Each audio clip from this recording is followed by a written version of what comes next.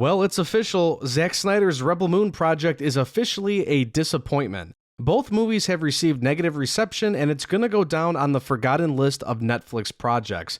I did not mind the first movie, it was average, and honestly, I thought Zack Snyder could have done a better job of making it his own version of Star Wars, since that's what he was hyping it up to be before the project came out. Trying to make the next Star Wars is a tall task, basically an impossible one, but it seemed like Zack didn't even try hard enough to make something unique out of this.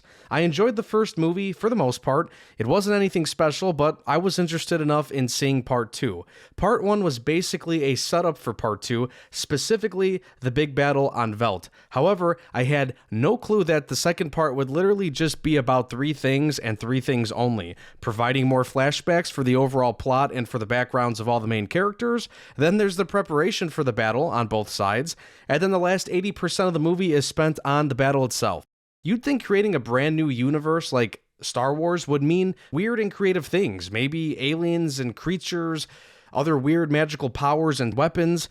Nope, none of that. There's a few things in both movies that should have been expanded on to actually make some decent lore within this universe, and it would appear Snyder played it too safe. I never expected Rebel Moon to be better than Star Wars, but I did expect more from Zack Snyder. So let's take a look at Rebel Moon Part 2.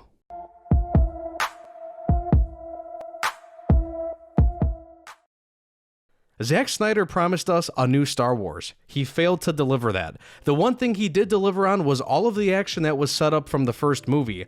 However, it's kind of tough to enjoy that battle when it really should have been impossible for a farming village to somehow take on a tyrannical army which featured more soldiers, tanks, ships, and hey, don't forget about the big dreadnought starship hovering over the battlefield. If you shut the logical part of your brain off, then you could kind of just stare at the nonstop action and somewhat be entertained. But it's hard to enjoy this world and story overall when character development continues to lack.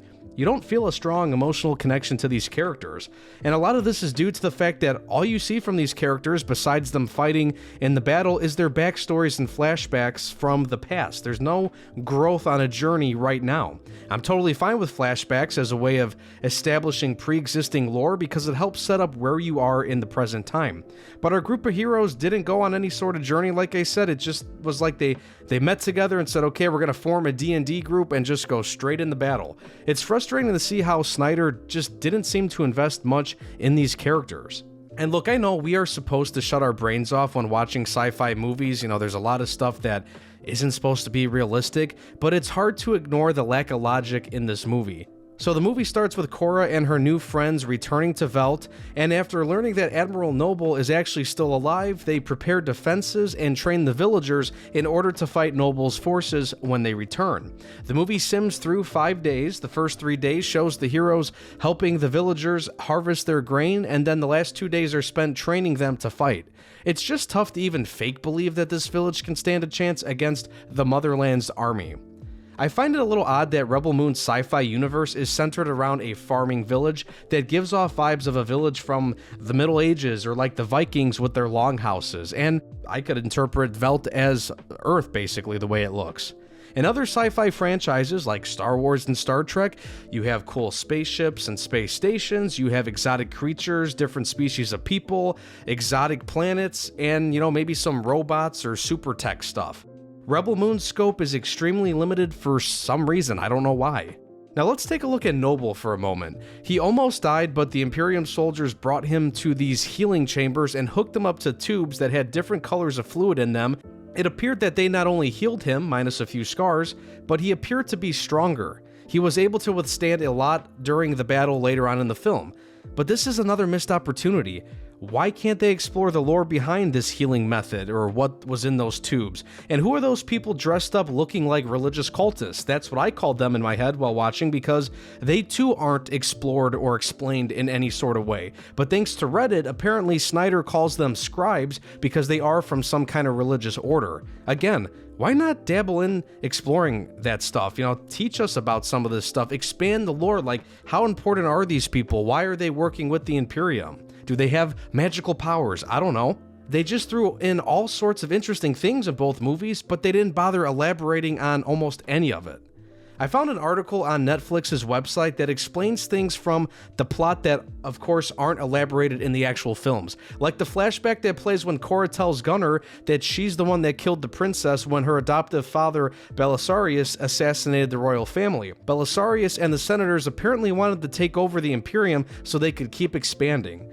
Now, how come there were no scenes featuring Belisarius or anyone else with authority back on the Mother World? We saw a flashback of them, and that's it. What are they doing? What are they planning? And then I laughed later on reading the article because Snyder talked about how he tried to come up with the logistics for the battle, like how he would take on the Dreadnought.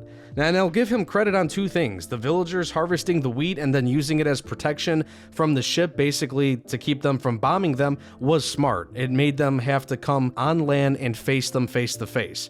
Also, when Cora and Gunnar basically played dead, essentially to sneak onto the ship, that was kind of cool, and I did enjoy seeing them run around in some of those action scenes when they were trying to, plant the bombs to blow up the ship. But it's hard to think about how everyone else in the village would survive. And then there was a point where all seemed lost in the battle, right? The Imperium forces were just too much for Titus, Tarak, and the rest of the village. The soldiers just kept coming, and then they were supported by armored units. But don't worry, convenient writing came to save the day. Jimmy, the robot that spent most of his time hiding in the movies, shows up and turned into the Terminator. He literally obliterated everyone on the Imperium side. Now, I'd be lying if I said it didn't look cool. It was badass. But it's hard to love it when the stakes don't really feel high, since there's no real investment in these characters, since everything was thrown together so quickly and rushed straight to this battle. Cora and Gunnar running around the Dreadnought, like I said, was pretty cool. Seeing them plant the bombs, and then they eventually had their final fight with Noble. And I thought that fight was alright. It wasn't anything special other than a lot of chaos with, the ship flying towards the surface because the bombs went off and the ship was sinking, essentially. And then, they're sliding around on the floor of the hangar and stuff is falling, and they're trying to fight each other and avoid, getting smacked by debris and things like that. And Noble is eventually taken down by Gunnar and Cora, and personally, I like Noble, but I felt like more could have been done with him. Like, what's his backstory? What was that fluid injected in him again? Why is he stronger now? Does he have some kind of super abilities, or why couldn't we give him super abilities? The Imperium army was basically just a bunch of stormtroopers from Star Wars, just basic soldiers that are treated like cannon fodder. Where's the Death Troopers or the Inquisitor type of soldiers? There's a lack of variety in the series as a whole. And again, when you have this big bad army, they're in charge of everything, they're strong and they're intimidating. Why were the religious cultists the only cool looking people on the bad guy side? Cora, her friends, and the villagers were able to overcome all the odds. However, it wasn't without some losses. The good guys suffered heavy losses, as indicated by the big funeral scene at the end of the movie, and a couple of key characters also died, like Gunnar and Nemesis. Like with a lot of movies and shows that I have issues with, I don't have a problem with the cast. I think everyone performed well, and I enjoyed the differences between these characters. Everybody was kind of unique. You have Djimon Hounsou as General Titus, probably the best acting in the entire movie, both movies. Then you have Ed Skrein, who did a fantastic job as portraying Noble. I think these two guys, the best performances out of any actor or actress in the movies. And I also like Tarek, who was played by Stas Nair. Ultimately, the issues that plague both movies comes down to the writing. It's as simple as that. And I'll bring up one other thing that bothers me. Cora learns that the princess might not be dead. Princess Issa was known as the Chalice, the Redeemer, and the Lifesaver. It was believed that she had powers that could restore life, including her own. Hey, just so you know, we are told in the movie that the princess might be alive. However, that other part that sounds cool about her maybe having powers came from the Netflix article I referred to earlier in the video. How about we actually show this stuff and talk about it in the movie? Why do I have to do research that completely explains these things in order for me to figure out what's happening? It should be shown some way in the movie. And this is, again, if we're talking about powers and stuff and abilities, that's like the mythology in any sci-fi project. That would work here perfectly, but it's just lightly touched up on, and then, go read these articles on Netflix, and then you completely understand it. No, it shouldn't work that way. Cora learning that the princess could still be alive basically teases another movie, and despite the bad reception, Snyder is supposedly writing the script for the third movie, and actually he wants to make this as long as Star Wars. He wants to make 4 more movies to make a grand total of 6. Well, I hope he comes up with enough content to cover 4 more movies, he will have no choice but to finally elaborate on some pieces of lore that he did quickly show throughout the first 2 movies. He needs to slow down and spend some time on that stuff. And I know people's opinions of Snyder are all over the place. Some like his movies, The Man of Steel, Justice League, Watchmen, and 300, just to name a few. And then you have others that think he's completely overrated. I have no vote to cast with Snyder. I don't really follow him that much or watch a lot of his movies. However, I was hopeful that given some of these movies that he made, his background, he could make a new sci-fi Star Wars galaxy type of thing. And I really think there is potential here. But these movies felt like a rush job. And if Zack was really into making that second movie be focused on fighting, then the lore and these backstories and flashbacks, all that needed to be there and explained in the first movie. I know it's not fair to compare this to Star Wars, but the franchise is what it is today due to its unique concepts.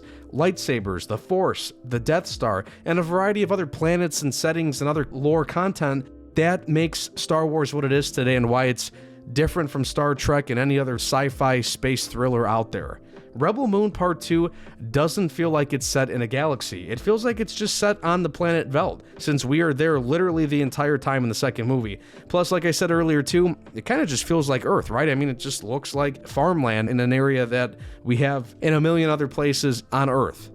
I just wanted more from these movies. Everything feels hollow because it felt rushed and nothing was elaborated on. I think some of the ideas and concepts Zack came up with were good, they just weren't completely fulfilled. There were some beautiful scenes and camera shots, just like in the first movie. I also enjoyed, most of the action sequences, minus when, Zack just loves doing these slowed down action scenes where, somebody's sliding or jumping, aiming their gun and shooting, and there's explosions and dirt and dust flying in the background. A couple of those are fine, but like the first movie, he put so many in, it was ridiculous. Overall, I just think Zack Snyder wasted Rebel Moon's potential, at least with the first 2 movies. Will I watch future movies in this series? I probably will. I'm kind of curious to see what they do. I hope they improve on the writing, but it's like the Star Wars sequel trilogy. Once you ruin the foundation of the story, it's tough to keep people interested or even bring them back at all. Well, did you watch the Rebel Moon movies? Let me know your thoughts. Also, I'd appreciate any support you could give the channel, like liking the video, subscribing for more, share it with your friends. Also, go check out my content on podcasting platforms. I have the audio version of all my content on places like Spotify. Just Google Analyze This Podcast. You could also find me on X and TikTok, X at Analyze This _YT, and TikTok at Analyze This 54 _YT. Thanks again and take care.